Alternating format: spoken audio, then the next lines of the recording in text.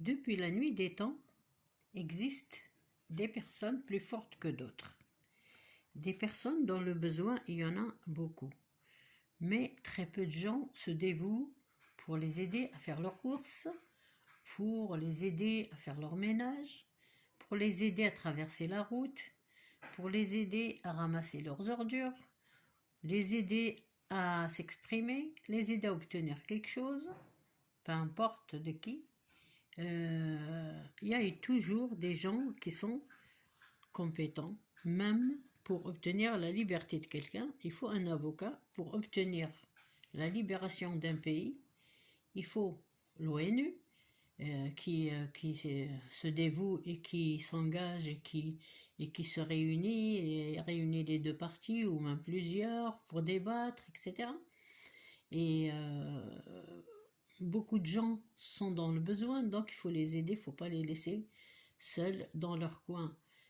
Quand vous entendez parler de quelqu'un qui n'a rien, pourquoi ne pas réunir tout le voisinage pour faire une belle surprise au voisin qui n'a rien et lui récolter un petit peu de, de n'importe manger, boisson, un moyen de transport, un moyen de locomotion, ferait beaucoup de bien, un moyen de, enfin, une aide quelconque, quoi, une aide précieuse que nous tous souhaitons un jour avoir si on est dans le besoin. Donc voilà, je voulais vous parler de ça et j'espère que beaucoup, surtout dans les villages retirés de la France ou d'un autre pays, il y en a beaucoup de gens qui sont dans le besoin, qui sont blessés ou qui sont handicapés, ou qui sont malades, ou qui sont pauvres, ou n'importe.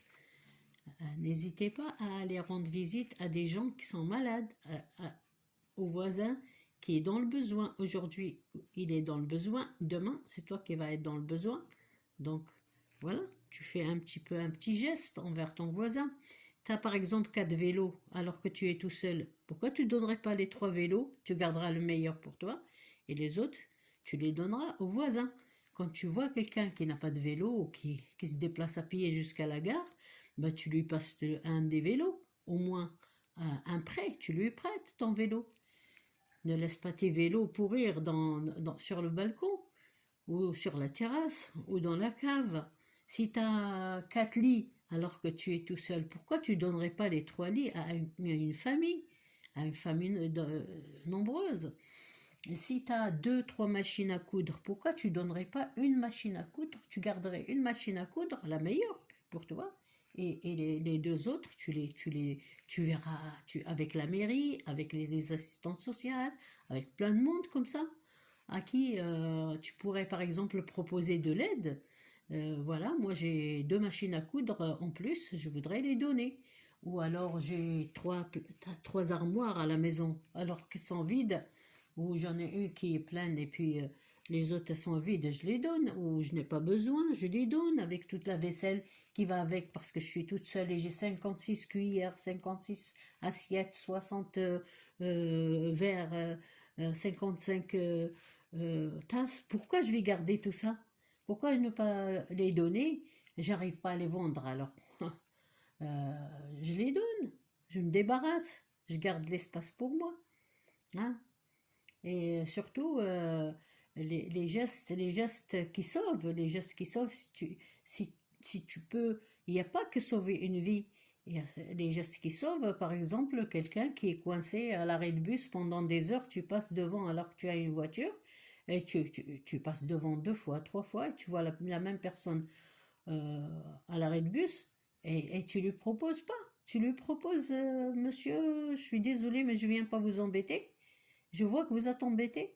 Vous avez besoin d'aller quelque part et il n'y a pas de bus? Non, monsieur, je n'ai pas de bus. Alors, vous lui proposez de l'emmener gentiment, mettez-le à côté de vous. Si vous n'avez pas confiance, si vous le connaissez, c'est bien. Vous pouvez le mettre à l'arrière.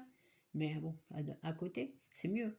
Côté passager, comme ça, c'est plus sympa de discuter avec, surtout si vous êtes seul. Si vous êtes dans un village et que vous avez des moyens, alors que votre voisin n'a rien, pourquoi vous n'aidez pas? Pourquoi vous êtes si médiocre à ce point?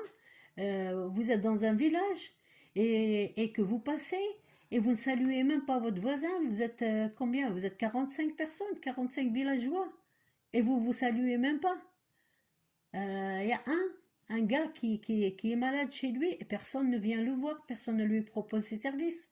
Mais vous êtes nuls.